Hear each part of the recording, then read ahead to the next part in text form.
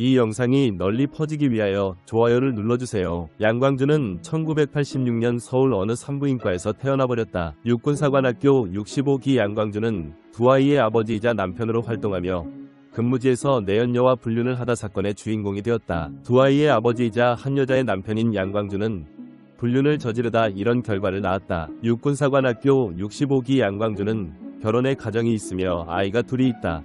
또 평소 성실하고 후배들에게 잘했던 것으로 전해졌다. 지인들 평판이 상당히 좋으며 육사에서 착하고 성실하고 성적도 좋았던 후배들에게 나쁜 소리 없이 착했던 선배라고 하더라. 라고 한다. 2024년 10월 25일 강원특별자치도 화천군 화천읍 북한강에서 사람의 일부를 발견하여 수사가 시작되었다. 피해자는 1991년 33세 여성으로 피의자인 양광준이 붙잡혔다. 이 사건은 2024년 10월 25일 오후 3시경 경기도 과천시에 소재한 한 군부대 주차장에서 38세 남성 양광준이 30대 여성 군무원을 시옷한 뒤 시옷을 훼손해 10월 26일 강원특별자치도 화천군 북한강에 유기한 사건이다. 강원 화천군 북한강에서 발생한 토막응응 사건의 피의자가 중령 진급 예정이었던 현역 군인으로 밝혀졌다. 피해자는 그와 함께 근무했던 여군 군무원으로 두 사람 사이의 갈등 끝에 끔찍한 사건이 발생한 것이다. 강원경찰청은 이번 사건의 피의자 양광주는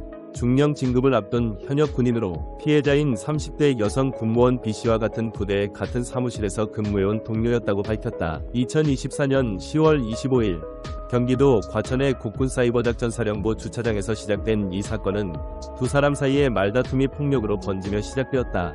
양광주는 격분한 상태에서 B씨의 목을 졸라 시옷한 뒤 시옷을 자신의 차량에 두고 범행을 이어갔다. 범행 당일 밤 양광주는 B씨의 시옷을 처리하기 위해 공사장으로 이동했다. 시옷옷 훼손에 사용된 흉기는 양광준이 직접 챙겨갔으며 시옷옷은 여러 부분으로 나누어 비닐봉지에 옮겨 담았다. 다음 날인 26일 저녁 양광주는 자신이 근무 경험이 있던 강원 화천군의 북한강을 유기장소로 택했다. 북한강의 강물 속에서 시옷이 발견되지 않도록 돌덩이를 넣어 봉투의 부력을 낮추는 치밀함까지 보였다. 사건의 실마리는 11월 2일 오후 2시 45분께 북한강에서 시옷옷 일부가 수면 위로 떠오르며 시작됐다. 지나가던 주민의 신고로 현장에 출동한 경찰은 수색을 통해 신속한 신원 확인 작업에 돌입했다. 지문과 DNA 검사를 통해 피해자의 신원을 확인한 경찰은 통신 내역과 주변 CCTV 분석을 통해 양광준을 유력한 용의자로 특정하고 3일 오후 7시경 서울 강남 1원역 지하도에서 양광준을 체포했습니다. 양광준은 조사 과정에서 말다툼 도중 우발적으로 행동했다. 모 진술. 이번 사건의 피의자가 중령 진급 예정자였다는 점에서 군 내부와 사회 전반의 반응이 뜨겁다. 결국 피해자와 피의자는 내연 관계였던 것으로 드러났다. 사건의 모든 스토리가 공개되었다. 양광주는 10월 25일 오후 3시께 부대 주차장 내 자신의 차량에서 B33C와 말다툼을 벌이다 차량 안에 있던 노트북 도난방지줄로 목을 지르다 시옷하고 시옷을 훼손한 뒤 이튿날 오후 9시 40분께 화천 북한강에 유기한 혐의를 받는다. 경찰에 따르면 양광준은 범행 당일 아침 출근길에 B씨와 카풀 함께 차를 타고 이동하던 중 말다툼을 벌였고 이 과정에서 시옷을 결심했다. 이미 결혼해서 가정이 있는 양광준과 달리 B씨는 미혼이었다. 10월 28일부로 서울 송파구에 있는 산하부대로 전근 발령을 받은 양광준은 이날이 전근 전 마지막 근무일이었고 임기제 군무원이었던 B씨는 10월 말 계약 만료를 앞둔 상황이었다. 직장 동료에서 올해 초 연인 관계로 발전한 이들은 수개월 전부터 말다툼을 이어오며 갈등을 빚었다. 양광준은 범행 사실을 모두 인정하면서도 모발 범행을 주장했다.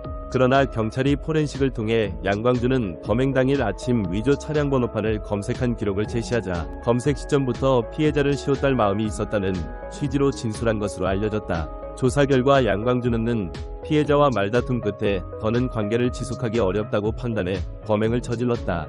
양광준은 우발적으로 범죄를 저질렀다고 주장했지만 휴대전화에서는 시옷 전 위조 차량 번호판을 검색한 기록이 발견됐고 실제로 피의자는 위조 번호판을 이용해 유기장소를 오간 것으로 드러났다. 양광준은 B씨를 시옷한 후 옷을 덮어 자신의 차량에 방치한 후 범행 당일 오후 9시쯤 부대 인근 공사장에서 사무실에 가지고 나온 공구들을 이용해 시옷을 훼손했다. 그리고 다음날 오후 9시 40분쯤 복사용지를 이용해 만든 위조 차량 번호판을 부착한 차량을 몰고 화천 북한강변 일대를 찾아 강물에 던져 은닉했다. 그는 10년 전에도 강원도 화천에서 근무한 이력이 있어 범행 후 시오도 유기 장소로 화천 북한강을 선택한 것으로 파악되고 있다. 양광주는 38세의 젊은 나이에 중령 진급이 확정된 만큼 육사 출신으로 확인된다. 이 과정에서 양광주는 B씨의 휴대전화를 소지한 채 가족과 지인, 직장에 문자 메시지를 보내 은폐하려 했다. 또 양광주는 피해자 행세를 하며 미기가 신고를 취소하기 위해 B씨의 휴대전화를 사용해 경찰에 연락하기도 했다. 사건 후 양광주는 경찰을 속이기 위해 피해자인 척하며 통화를 시도한 것으로 드러나 충격을 더했다. 그는 피해자 B의 휴대전화를 이용해 B의 어머니에게 집에 못 간다 는 메시지를 보내 미기가 신고를 취소하려 했으며 경찰과의 보이스톡에서도 목소리를 흉내내며 신고를 철회하도록 시도했다. 또한 양광주는 검거 직전 B씨의 휴대전화를 파손해 서울의 한 지하도 입구 배수구에 내다버렸다. 경찰은 파손된 B씨의 휴대전화를 확보해 디지털 포렌식을 진행한 결과 양광주는가 고의로 문자 메시지 등을 삭제한 사실을 확인했다.